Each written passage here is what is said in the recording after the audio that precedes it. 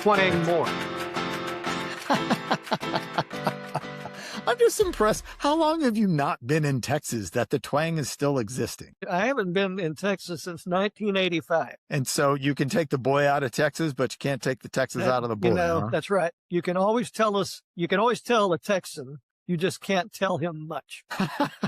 I've probably talked to 3 Texans this week, and they all have Texan-isms.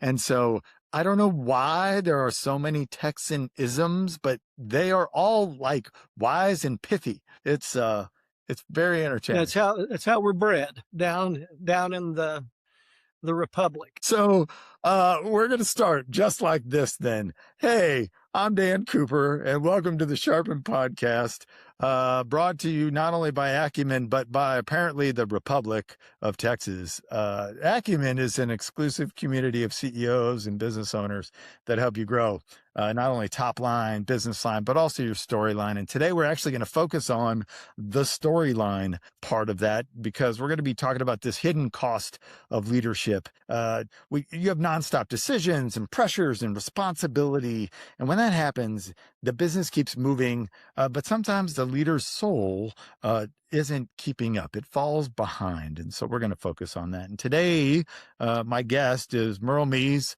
who, as you heard, is from Texas, and he spent decades walking leaders through burnout, renewal, and the hidden cost of leadership pressure. After 19 years serving as a lead pastor of Pleasant Valley Baptist Church, he and his wife Karen launched Soulcare Matters to help leaders restore their souls and lead from wholeness, which has all sorts of fun words in it that I can't wait to see if you know the definitions of them as you've built this thing. So before we get into this big word that is the word soul, give us a quick tour.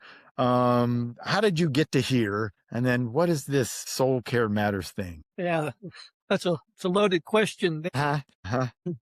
Well, we've done ministry for 46 years. About 12 years ago, I hit a wall, and mega church life, nonstop responsibility, staff of about 60 people, doing a building campaign, feeling the weight of responsibility all of the time, coupled with a really strong German Catholic work ethic where you proved yourself by how hard you worked, and you could never not be working.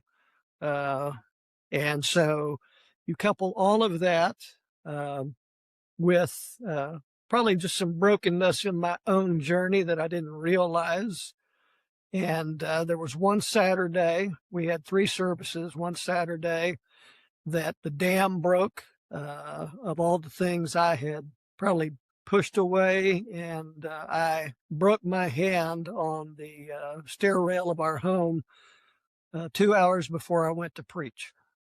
And without going into all of the story, because it would take much too long, you can humble yourself before the Lord, or you will be humbled. And I wouldn't go to the doctor to get my hand taken care of because he was in our church. I was too proud. We were raising money. I was going to people's homes, hadn't gone to the doctor. My hand was turning black. God saw fit to put me in the home of a doctor that I didn't know was a doctor. She saw the way I was holding my hand. She said, "Let me look at your hand." And she told me my hand was broken, and it was called a boxer's fracture. And there was only one way to break it that way. And so I was at a point at that juncture in my journey that I was ready to hand in all my papers. I was ready to resign everything, walk away from it all, and go be a janitor in a high school in Colorado if I could find one. And I was just done. Karen encouraged me my wife, we need to do something. So I took a month off, spent a week in solitude, spent a week with a spiritual director and my wife doing a Soulcare intensive, spent about 4 days at a retreat training on spiritual formation and soul care for leaders. And that was the beginning of the journey for us to go. If it could happen to guys like me who are in ministry and wanting to do what's right, it can happen to anybody. And that became the journey for us that we've been on for over a decade now. So I always find it interesting when you don't need an imagination to do what you do for a living because you lived it. Mhm. And so to know and understand the perspective is huge. It's interesting how you described yourself as workaholic, maybe might be the easy overture thing. I think anyone listening to this, you don't get to this thing by not working hard or not working a lot. And so I think everybody's like, sure, yeah, that's like the ticket to entrepreneurship, the ticket into leadership is usually hard work. And then volume is how we became successful. A lot of times we don't know how to transition that. Okay, so let's define something before we get into kind of the how do we help and notice and see things. What's your definition of soul? I like the way you asked that, Dan. That was very inquisitive. Uh, Well, we often ask folks, whenever you hear the word soul, what do you first of all think of? And a lot of folks think of, when you die, there's this wispy thing that floats out of you. And that would be an inaccurate way of defining the soul. Best way to define the soul is to go to the Bible. Bible says when God created man, he breathed in him the breath of life and he became a living soul or a living being or a living creature. And my favorite place to go to is Psalm 103, verse 1. It's, I'll give you guys a little hermeneutic study of a phrase. Psalm 103, verse 1 says this: "Bless the Lord, O my soul, and all that is within me. Bless his holy name." So that's called a parallelism in Hebrew poetry. And so the psalmist says, "Bless the Lord, O my soul." And right underneath it, he gives the parallel phrase that defines it: "and all that is within me." So you could say that your soul is your operating system. You could say it's the integrated, it's your integrated self, taking your will, your spirit, your emotions, your mind, and that would be a way to describe it. So often debated in acumen, we do something called a battle assessment. Where are you in the battle? That is this life and your business and all those things. And something that we have ill-defined purposefully is a soul score. So when you get it, you have to put a score on it. My favorite answer so far is purple. Is like, there is no number or score. I'm going to give you a color, and which of course invites discussion. And people always ask us, what do you want here? And the answer is like, I don't know. It's how you define it. So I love the fact that you're like, it's your internal operating system, but it's will, spirit, and emotions, because we are all of those things, mind, spirit, body, and all of those can be challenged at one time or another. I like to say it like this, Dan. You don't have a soul, you are a soul. Oh, yeah. So it's not separate from, to your point about the wispy things. It is, I am not this thing that lives within me that I can put over in a corner and let sit by itself and tell it to be quiet. Yeah, it is all that is within you. It is who you are. All right. So, you shared your story of a boxer's fracture. And as someone who has boxed from time to time, we'll have to grab a cocktail and tell the whole story at some point. I'll let you see I'll let you see the metal plate that's in here. It's, yes, we can compare scars then. I have a couple of scars from other parts of my life that I also take a little bit of time to explain. So what is a typical story? Like when someone comes to you, what are you normally hearing? So yours was like, I'm going to pull myself up on bootstraps, and then just eventually the weight got too much. What are typical things? How do I know if I'm sick? Merle? or something's off in me. My soul is purple. Yeah. Best way would be for me to ask those closest to you. Who'd be the first person I should ask? Or who are those closest to me that usually tell the deepest truth? Well, if you're married, it'd be your spouse. Yeah. If you've got those soul companions in your life who know you, that you've been willing to pull back the curtains and let them feel around the rim of your soul, they would be able to tell. I had staff members that noticed it. And one of the things that they noticed is they said, "What happened to your laugh?" My laugh was no longer present. And I'm a pretty joyous person, but they noticed he doesn't laugh anymore. And that was true. There was a season where joy was missing. I wasn't present when I was present. I was preoccupied. I was, you could say that my emotions were probably, the bad emotions were right on the edge, and the bad ones would be anger that's not justified. That would be part of it. So there would be an inner dissatisfaction that's more than just a holy discontent that things aren't moving the way you want them to. It's like an inner dissatisfaction with who you are. There's a disconnect. You feel disconnected from who you really are. So I became a human doing. I became what I did, what I performed, how people viewed me. It was all external, but there was this disconnect from what was most important inside. And the deal is, you can look really good externally, and people think that you are super great and getting better. The company's growing, the numbers are strong, reputation is solid, but your soul can be neglected in the midst of that. The pace that you're living is unsustainable. You have not attended to your inner world. Yeah. So how do you know the difference between this is just a season, it's busy and I got to crush it right now, and hey, this is an unsustainable, I'm sprinting a marathon, plus I'm also slowly destroying the self inside me, because there are times when you do have to put your head down and win. Right.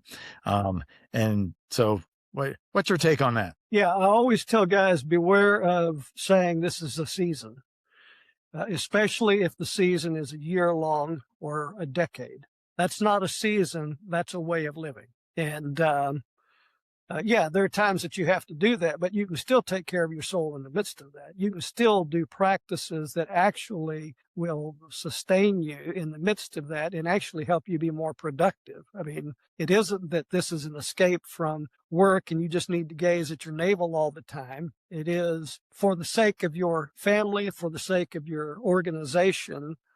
You gotta put the oxygen mask on before you can put it on other people. So curious, how long is a season? Because I think everybody's going to define that difference. So if it's not a year and it's not a decade, what might a season be in your mind? So in the life of the church, our seasons would be dictated by the seasons of church life. So, for instance, we would have an intense season from January through April. That's a season. Or from October through December. Or if we were doing a fundraising, building kind of thing, that would typically be could be a 6-month season.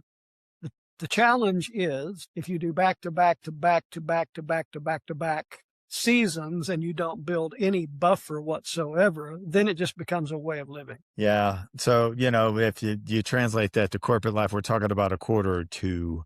You get to quarter 3 and either your organization, there's functional organizational challenges, or you're the bottleneck or something. So as you say those things, there are internal measures that you take, and there's external measures. So I would imagine we all hold on to things too long, and think that we have to do them. But there's also there's lots of ways to solve this.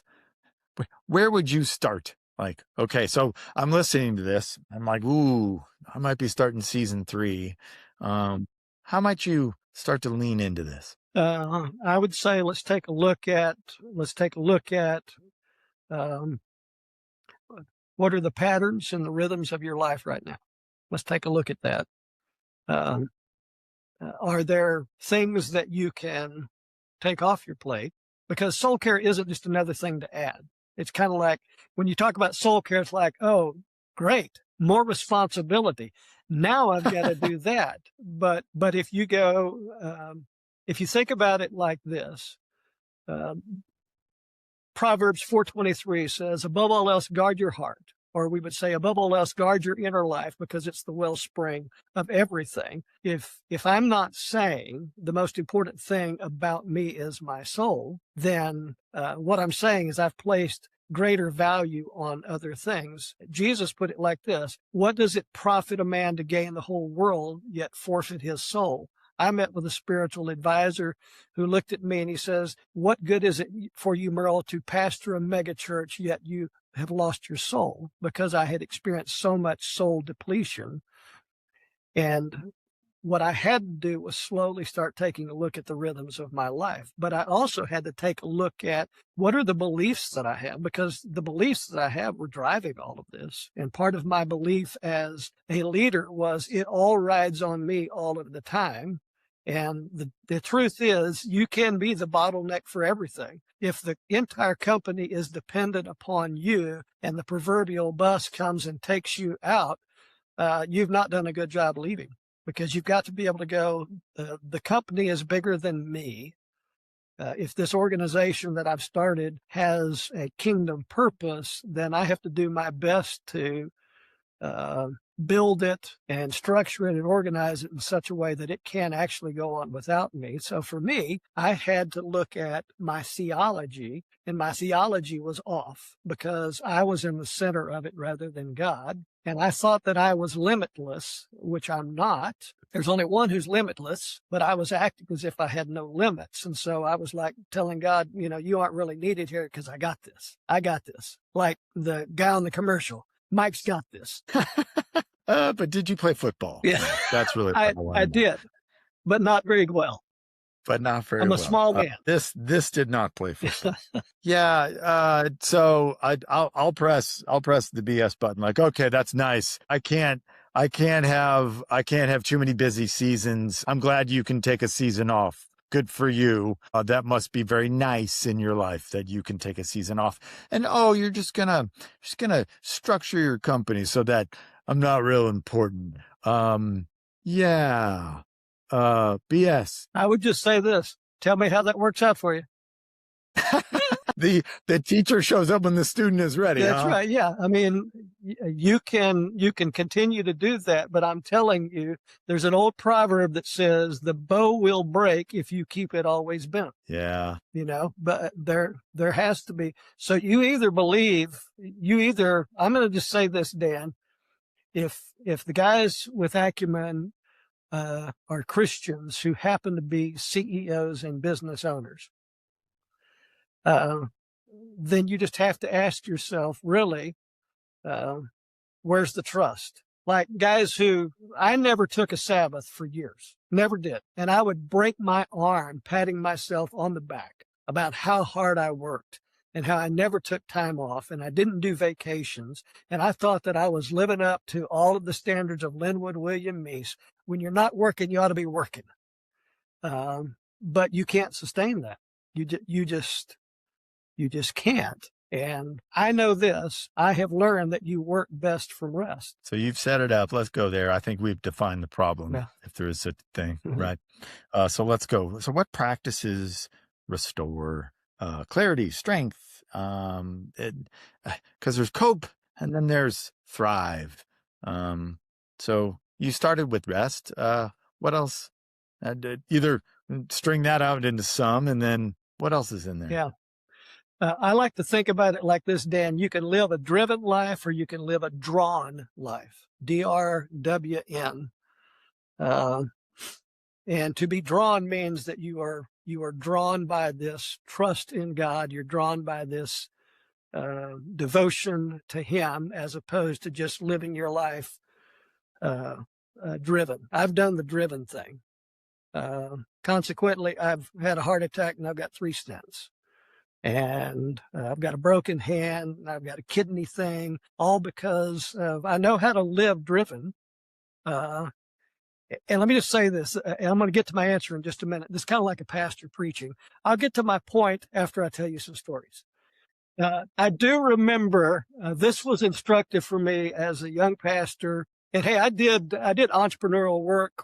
We did a church plant, and we planted a brand new church in a city, and I know what it's like to bootstrap your way through all of that, and it was joyous, but it was hard. And so I've been crusty several times in my journey, and it took me longer to learn things. I guess it took me into my mid-50s to learn things. But I remember meeting with a guy who I was a part of an organization. We brought him in. He had a national consulting firm on communication. It was out of Nashville, Tennessee, and brought him in, and I got to take him to dinner. And I always like to ask questions because there's so much that you learn, right? And so I said, I called him Frank. Frank, if I were your pastor, what's the number one thing I could do for you? And he didn't even take a breath. He says, live a sane life, because I don't know how to live sane. He says, I own my own business. I travel all the time, and I just have never lived sane. I'm on the road all the time. I'm all this responsibility. And I realized even at that moment, I couldn't do that for him because I wasn't living sane. And what he was looking for is, can you actually be successful in your organization or calling and not kill yourself and blow up your family in the process? And so can you climb the ladder and take your family with you? So the things that we have learned in our journey over the past decade, we would say our model goes kind of like this. You need to understand your story, because your story drives the decisions that you make.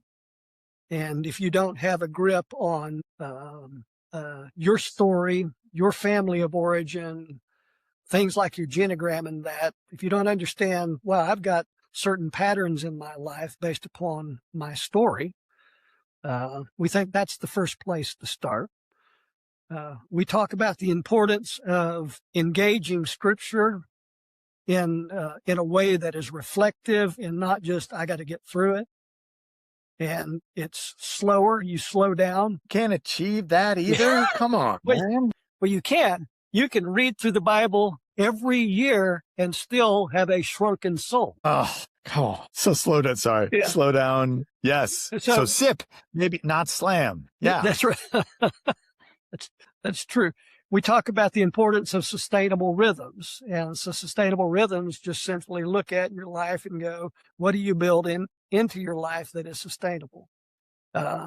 So sustainable rhythms for somebody that I found in terms of my work is I needed to learn how to take minute vacations, just within the course of a day, take a breath, look out the window and have some gratitude for what was going on, building in buffers in between meetings. I found for a while I was like, I had no buffers in between meetings whatsoever. And so that wasn't sustainable because I tried to be present with people, but it was like I got to the point of exhaustion. Within the course of a day, do you have moments that you are adding value to your life? So for me, one of the things I learned to do is every opportunity I would get outside and walk for 10 minutes or so. I just get outside. Being outside is really, really important, even if it's for a short period of time. And then the sustainable rhythm of Sabbath, which is not the same thing as a day off. Sabbath is a great time to do 4 things: to cease, to rest, to feast, and to delight. And there's a book right there. Cease, rest, cease, feast, and delight. And delight. Yeah. My wife calls that the Sabbath frame. If you want to frame a beautiful Sabbath, that's the frame of it. We talk about, and I would say this for, you could say it for non-Christians, but for Christians, I would say this. You need to do a ruthless inventory. Think, I think souls slip because there's not ruthless inventory where you're going, I need to look underneath the hood and go, what's really going on there? And part of that would be, I would ask guys, what are you hiding?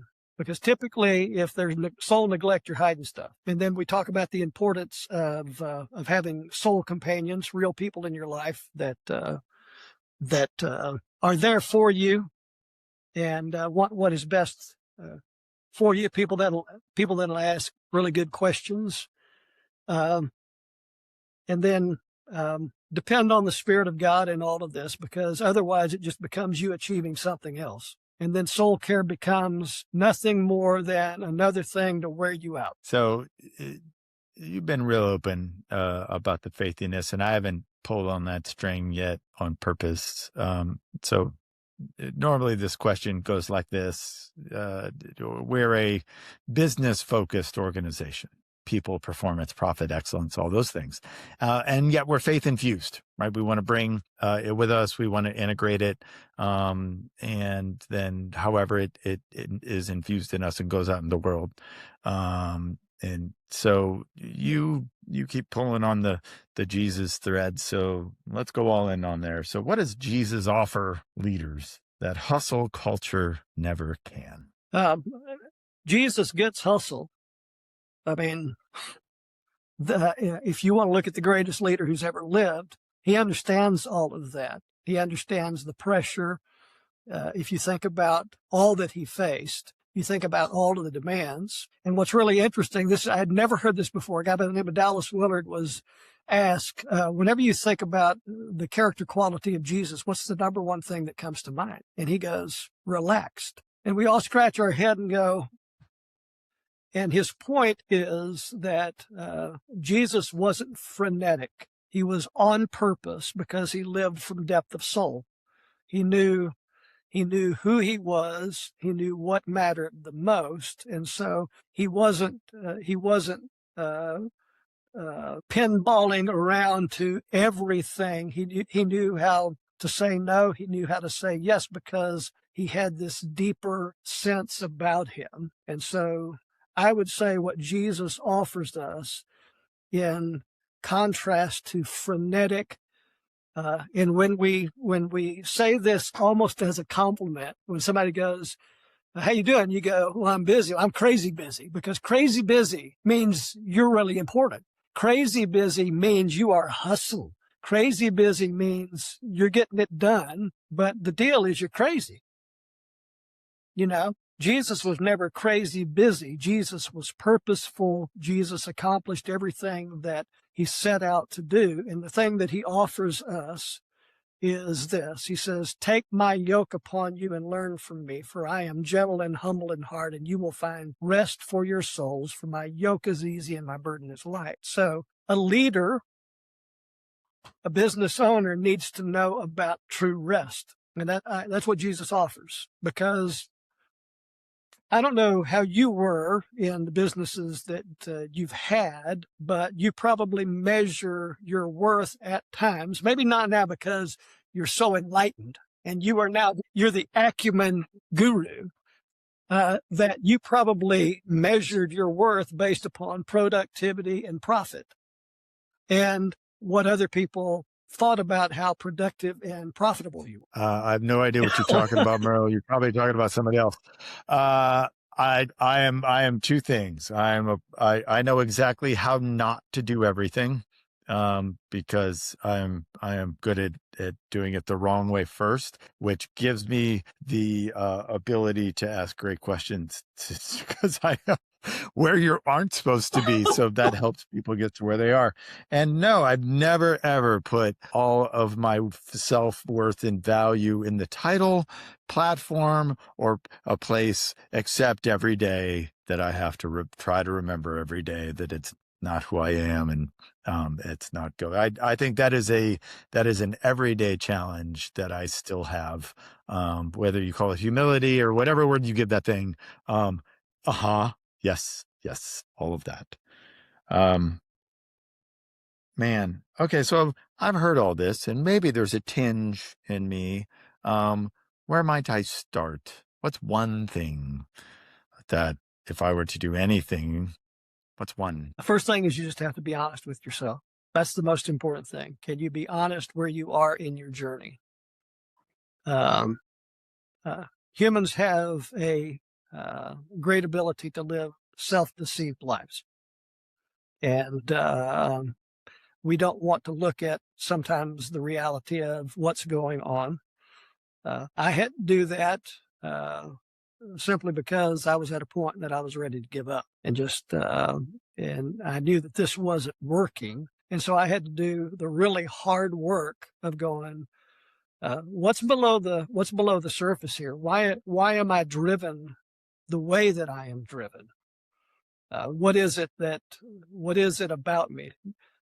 A drive is fine. Ambition is good. God doesn't frown on that unless that's the idol. And for me, I didn't want to admit it, but I had an enormous need to succeed for me instead of for the kingdom of God. So are you driven or do you feel more drawn? What's your story? How does that inform your beliefs? Do you have sustainable rhythms in your life? Do you have little vacations or buffers built into your day? I literally had, before an executive coaching session, a member literally like physically ran into the coffee shop and he's like, hey, I'm running from meeting to meeting. And I was like, you are physically running. It's like, don't ever do that again. Yeah. Like that. I was like, let's just sit here for a minute. Like you physically ran to this, like this meeting can't be that important that you're running. So yes, like what are your buffers? Because no one should literally run to a meeting. Go outside. Oh my gosh, go outside. And then Sabbath, the cease, rest, feast, and delight. That is, there is something here for you to take away. And if nothing else, ask someone where I'd start where we end or end where we started. Ask somebody in your life, how am I doing? How am I going? And listen, it's ask them to stab you in the front. It feels so good when you can see the knife coming at you, for sure. Okay. So, if something else twinged in me, where can our listeners find out more about you, Merle? Yeah. You can just go to our website, soulcarematters.org. Soulcarematters.org.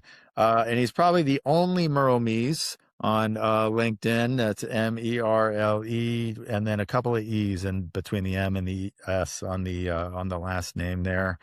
Merle, this has been a pleasure. I think there's like 3 other conversations in here, but perhaps we'll have a part 2. Appreciate you, man. If you're interested in becoming a member of Acumen, go to acumenimpact.com and click on the apply button. And if you'd like to learn more, there's all sorts of people that would love to stab you in the front here, as well as people that are all trying to figure out where their soul is and how to keep it healthy. So come on down. Plus, we have a good bunch of great content on the resources tab. Feel free to visit. Thank you, man. This has been truly enlightening. Thank you, Dan.